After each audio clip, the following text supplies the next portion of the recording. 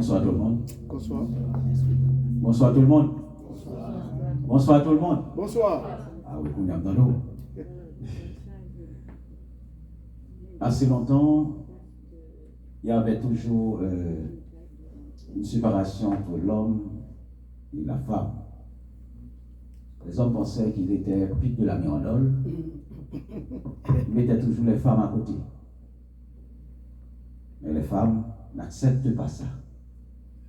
Elles commencent à s'épanouir.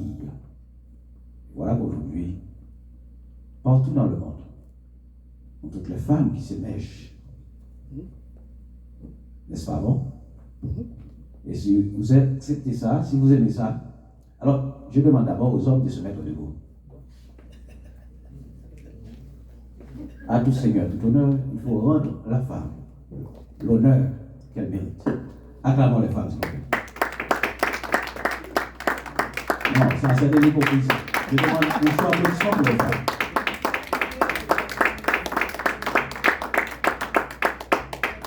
C'est pas fini. Continuez, continuez. Bravo pour les femmes.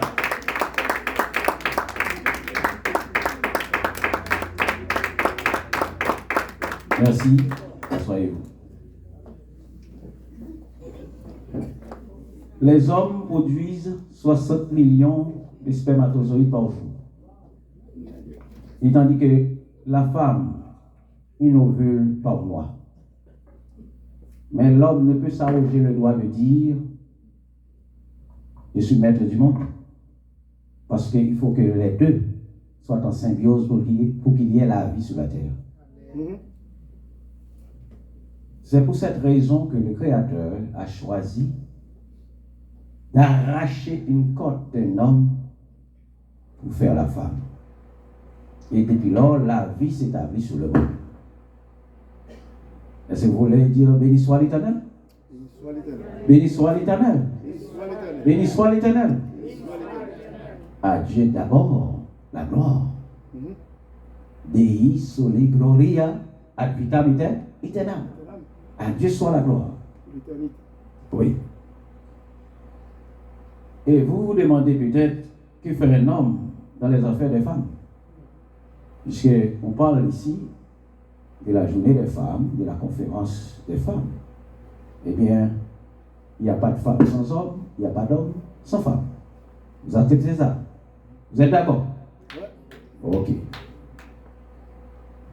Eh bien, j'ai l'honneur de donner la première tranche de la conférence. Après quoi, ce sera le tour des femmes. Galerie des femmes célèbres du monde. C'est ce que nous sommes en train de voir. Galerie des femmes célèbres du monde. Première femme, Ève, en hébreu. Hawa, en araméen. Première femme, mère de l'humanité. Comment est-elle née? Qui est son père? Qui est sa mère? Elle est la produite de la côte d'un homme du nom Adam, issu de Adama, cela dit terre. On ignore sa date de naissance, selon la Bible. La science parle de la fossile d'une femme, nommée Lucie, retrouvée en Éthiopie entre 4 et 2 millions d'années. Plus précisément, 3,2 millions d'années. Quand elle est morte à 20 ans, selon les scientifiques. 2. Marie, jeune fille vierge de Nazareth, épouse de Joseph, elle a eu le privilège de porter un missionnaire divin déguisé dans une structure morphologique humaine, un mystère annoncé des milliers d'années par des hommes de Dieu.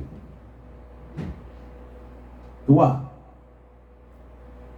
Saraï et Agar, épouse d'Abraham, et Agar, servante de cette famille, ont été porteuses de deux hommes puissants,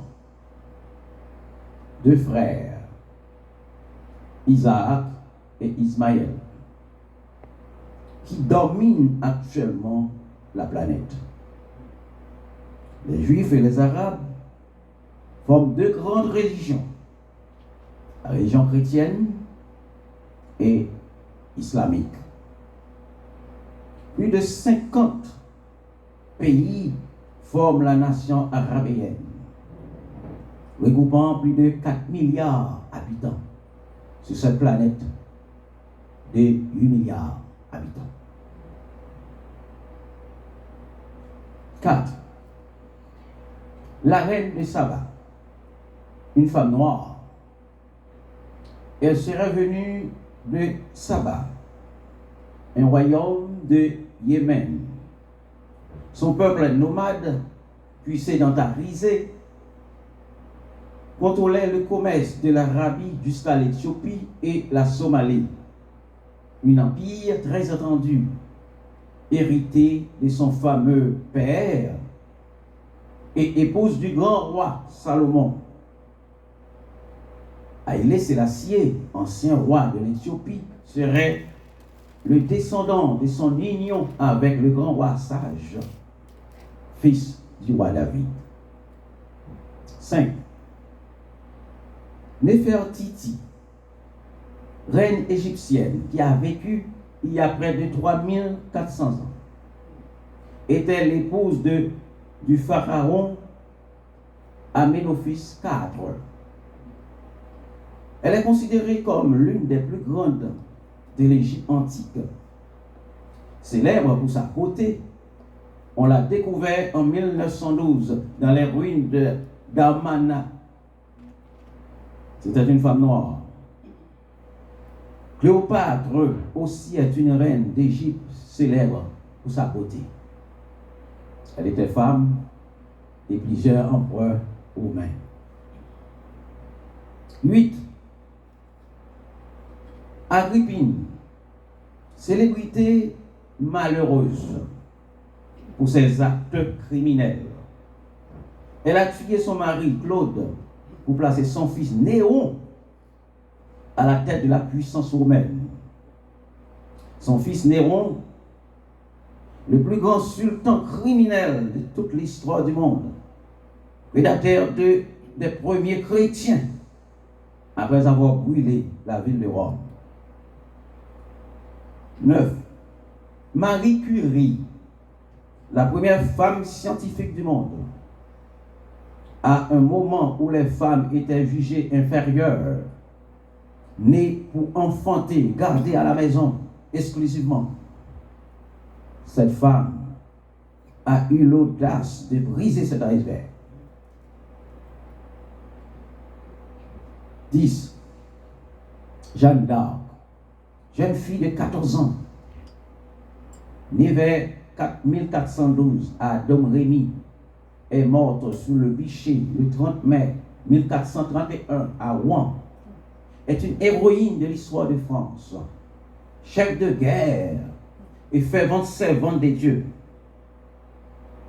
Condamnée et humiliée par un évêque appelé Cochon, C-A-U-C-H-O-N, après avoir été trahie par le roi Charles VII, qu'elle a sauvé de la honte. 11.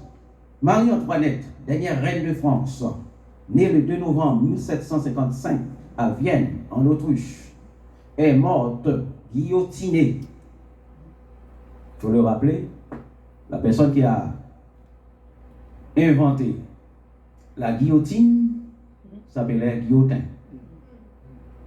Et il a fait cette arme dans l'esprit d'améliorer, de soulager les hommes politiques qu'on avait l'habitude de tuer. Mais quand il a vu que les sultans, ou du moins les rois, ont choisi cette arme pour faire leur affaire dans la politique, il a demandé de sursoir sur ça. Eh bien, on l'a tué. Voilà pourquoi, dans l'histoire, on dit Guillotin a été guillotiné par la guillotine. Marie-Antoinette, dernière reine de France, née le 2 novembre 1755 à Vienne, Autriche, est morte guillotinée le 16 octobre 1793, alors que son mari Louis XVI est exécuté le 21 janvier 1793. Marie-Antoinette est exécutée à l'âge de 37 ans, accusée d'avoir dilapidé les trésors publics des concerts avec son mari. 12. Marguerite Yourcenar, première grande femme intellectuelle, première à être admise à l'Académie française, née le 8 juin 1903 à Bruxelles. 12. Marie-Jeanne, héroïne de la crête à Pierrot. Ça, c'est chez nous, hein? Aux côtés de Jean-Jacques Dessalines, au XVIIIe siècle. C'était une femme vaillante. Et à ce moment, vous avez entendu souvent des gens qui disent « Où sont Marie-Jeanne même ?»« Où sont Marie-Jeanne ?» C'est-à-dire, cette femme était une héroïne hors pair dans l'histoire de l'épopée haïtienne. 13.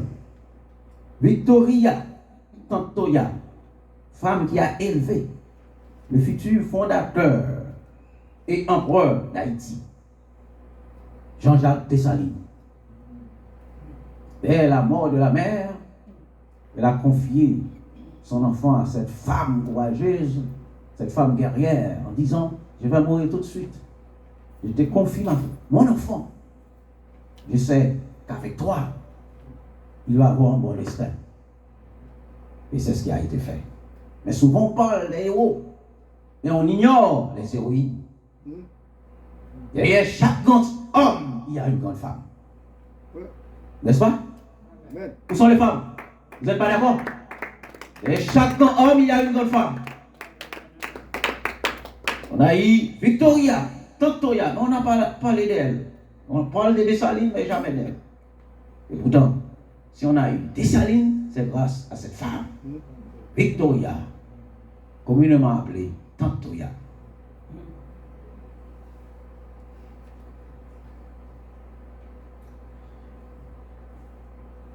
Suzanne, la femme de Toussaint Louverture, pour sa bonté, son intelligence aux côtés du précurseur de l'indépendance, fut légendaire. 16. Marie-Claire heureuse, bonheur, félicité. Sa bonté, sa clairvoyance, ses consultations salutaires, les maintien de sa dignité, pareil, a fait de cette femme une légende. Première impératrice de l'Amérique. Première impératrice de l'Amérique. On ne parle pas de ça. C'était une Américaine, on a entendu ça partout dans le monde, sur toute la planète. Parce que c'était une Haïtienne, on n'a rien dit là-dessus. C'est la première impératrice de l'Amérique. Marie-Claire heureuse, la femme de Dessalines. Harriet Tubman, 1822-1913, née d'une plantation à Maryland, a fui l'esclavage pour devenir une des grandes héroïnes du 19e siècle. 18. Simone de Beauvoir est souvent considérée comme une théoricienne importante du féminisme et a participé au mouvement de libération des femmes dans les années 1970. Elle a répété cette phrase célèbre. On n'est pas femme, mais on le devient. Vous entendez les femmes? Vous entendez? On n'est pas femme, on le devient. Et moi j'ajoute,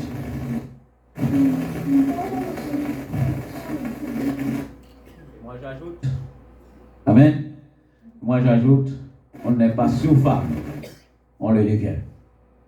Ça c'est la portée philosophique. Et la portée théologique, on est sous-femme. Mais l'environnement porte les femmes à devenir sous-femmes. Ça, c'est la théologie.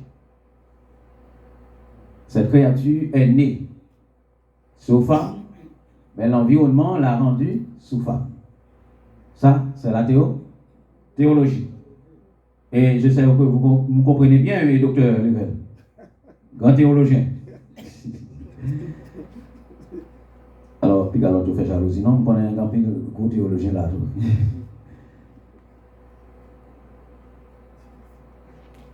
Lucretia, je vais terminer alors, mesdames, je vais terminer. Lucretia Mott, largement considérée comme la principale fondatrice du mouvement pour le suffrage des femmes aux États-Unis, progressiste, abolitionniste et militante des droits des femmes. Rosa Parks, vaillante femme qui a travaillé aux côtés du grand docteur Martin Luther King Jr. À un moment où, à Alabama, il y a eu une ségrégation raciale vraiment criante. Dans les autobus, dans les 4 rangées des bancs de l'autobus, on met white only. White only, c'est-à-dire blanc seulement caché là. Si il y a une place vide, ou même c'est noir, vous campez. Et cette femme a brisé cet iceberg, nommé Rosa Parks. Elle s'est assise, Ishida. Chauffeur campé. Non. Il dit, chauffeur la madame. Ou pas ça qui là, white only. Il dit ça va regarder, c'est mon même avec eux. Ishida. Et ça va déboucher la grande insurrection par ce grand révolutionnaire, pasteur noir, appelé Martin Luther King Jr. Pendant 1 an, les gens doivent marcher à pied pour aller travailler et non monter les autobus. Ça a brisé l'économie américaine.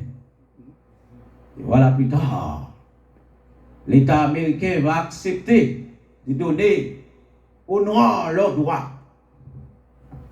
Et plus tard, on va avoir les droits de vote. Les Noirs vont avoir les droits de vote. Mais avant, les Noirs n'avaient pas le droit de voter. Une femme